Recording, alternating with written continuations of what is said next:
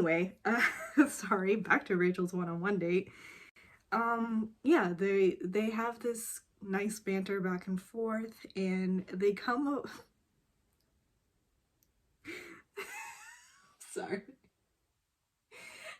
They come across this family barbecuing, and I had originally thought that it was in this park area, and they just approached some like get together and was like, hey, can I join? Which is still sort of weird in its own right, but whatever, it's contrived anyway.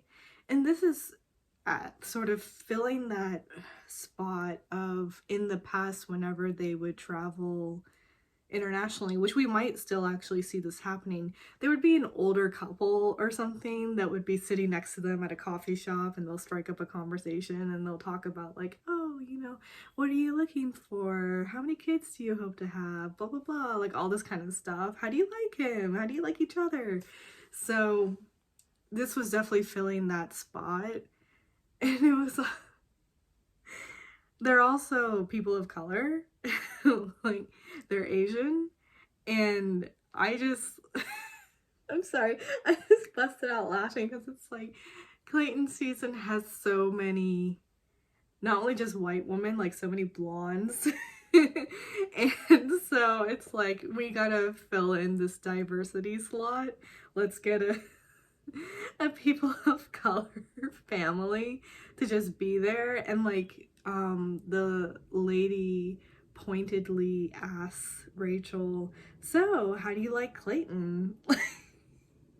How do you feel about your connection? Like, she's asking these things that just a normal person that they would have walked up on wouldn't ask. If they just walked up to me and wanted to join in our cookout, I would just assume that they were a couple and had been for some time. I don't know. It's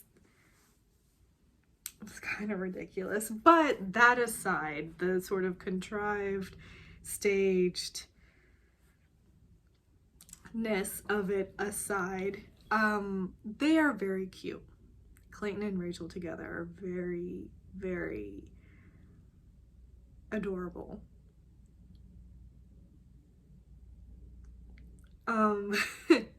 I had moments where I sort of wondered about her. In this episode, there wasn't anything that popped up that sort of like gave me pause or anything. I actually really enjoyed watching them together, especially when they're sitting next to the lake on that dock. Like, that was a really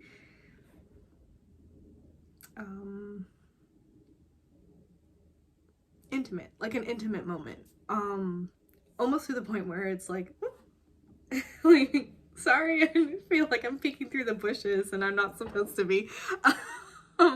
But they're very, like, they're sitting very close to each other and they're just sort of having a conversation while lightly kissing, and it's very sweet. And they have this banter basically and sort of tease each other, so they do keep each other on their toes, but they're very comfortable with each other already to be conversing like that. It's a very easygoing relationship. And later on in the nighttime portion, it just gets better. I feel he asks her, you're beautiful, you're successful, you have this like really out there sort of career, everything seems so great, how are you single? And I like that she opened up about how she's in a career spot that's a little out there and not part of how traditional family dynamics normally work. And so with her ex, that became a problem because there wasn't trust in the relationship, and she doesn't want to give up this career that she's worked so hard for, that is, again, unusual. She will be out a lot because she's a pilot, but she still does want to have a family. And there's no saying that you can't have a family and that type of career. It's just, figuring out with your partner how to make that work. They had a really good conversation, and then they went off to, you know, their concert for two, and they walked in. I don't know who these guys are. They're called Restless Road the Country. They're great. I mean, they sounded great, but when they walked in and Clayton's like holding her hand and sort of bringing her to the front where they are, and the camera pans on them, and I'm like, great, it's like four young, good-looking men. Like, do you really want to be bringing her in front of these guys? You know, and she's also just sort of giggling, all of this kind of stuff. I don't know. I'm also like, my insecurities would come out in that moment, I think. But anyway, it was sweet. I guess they're doing this new thing where the rose is now gonna be over there. It almost makes me wonder, did he mistakenly forget on that first one-on-one date with Sarah, right? Did he forget about the rose and he'd already gotten up and left, and so had to go back for the rose while they were at that concert portion, and the producers were just like, oh, okay, let's do something different. Like, we'll just move the rose into that space now. Which I guess if we're gonna do it this way, I like this better. He didn't just leave her on the floor and leave the room. And she's just like awkwardly standing there. Yeah, so this was better. But yeah, he kind of whispers to her, I will never dim your light. And that was very sweet. And she did touch on that. She was talking about it. And then it pans to her ITM, and she's in very dim lighting. I don't know if that was on purpose. My eye caught on that instantly. I don't know if the producers are trying to say something over there. I hope not. But I just found it very ironic that Clayton makes a point to say, I will never dim your light. She caught on to that, is very touched by him saying that, and then there's dim lighting on her ITM. So anyway, that's just something I saw, figured I'd talk about. Okay, so let's move on to the group date. They start off as a tailgating thing. I've never actually been tailgating. I went to an arts college, so we didn't have sports in that sort of arena. I don't know. I'm also not a beer person, but still, seems fun. So, you know, they're playing cornhole, they're eating hot dogs and hamburgers, they have a plug-in for the Hyundai, like, just tossing that in there. I actually think it was sort of well done. I like these little moments with Gabby and Clayton. I feel like Clayton is just intrigued by Gabby, as we all are. Like, Gabby has this sort of... Sometimes she has like a dry sense of humor, like later on when they're playing the football thing,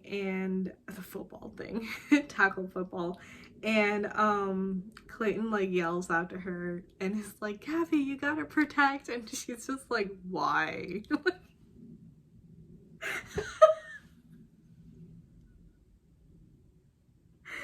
I think she's so great.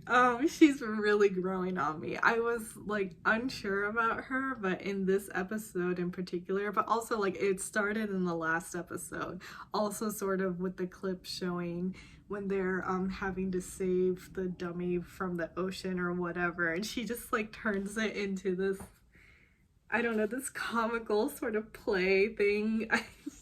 She's funny. She's really funny. And she definitely just is authentically herself, you know? So it's enjoyable to watch because it's like, she's not putting on an act. She's not doing something just for shock value. That is her. And that's why she's entertaining. But anyway, they are going to play tackle football. They really love violence on this show. They have this montage where they're showing previous games from other seasons. I thought it was interesting, and I didn't hate it. I just thought it went on a touch too long.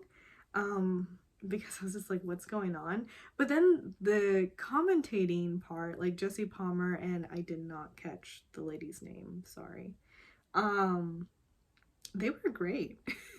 I thought they were hilarious. They had, these great one-liners, but the one that got me, and it got her too, was Jesse Palmer was talking about Jill. I think she's an architecture historian, and she's vegan, and she just ate grass. There was like this beat of a pause, and then that girl just like folds over laughing. But he held it straight. I guess that speaks to his talents as a host, because I will say that about him, he is very good in that sort of host setting, which is where he comes from, right? He commentates in sports, I believe. And yeah, he's really good on timing and delivery and all of that kind of stuff. But when it comes to hosting The Bachelor, it does feel sort of like keeping in line, and I say this line and I say it here and I say it like this, and like when he at the beginning of the episode walked into the room and was like, wow, like it seems really smaller. It just, the way he said it was interesting. Yeah, so I mean, he's fine. But he's just sort of fine. I don't know, maybe he's still warming into being the host of The Bachelor. So yeah, they play. Sierra tackles Shanae a few times. I feel like the show wanted to make this a bigger deal than it felt that it was. Even later on, when Sierra is talking to Clayton about Shanae and how like Shanae doesn't have qualities that you would want in a future wife. Anyway, and Clayton's even like, well, you kind of tackled her a lot. Like, he kind of sort of tried to turn it into a joking sort of way, and she did sort of go with him for a bit on that, which was nice. It was this lighthearted moment in this conversation, and he's like, you did tackle her a couple of times, and she didn't even have the ball. And then Sierra's like, I didn't know that was the rule. She told me later, and then I stopped. It's like, I didn't think so either. I would assume that you're just supposed to stop players from going to their players. No? I was also in marching band for 2 years in high school, so this is actually pretty sad. I actually don't know. Anyway, so that was nice. Teddy and Clayton had a moment on the field. He's just like, yeah, I like every pass and stuff like that, you're there. And she's just like, I'm working hard for you. I hope you see that. Like, I like that some of these girls have just this really clear banter with him. That's just, it's fun, it's comfortable, and it's funny, so they're not shying away, basically, which is nice to see. But yeah, Purple Punishers crush the other team. They do have an Olympian on their side. But I would say it's not just, I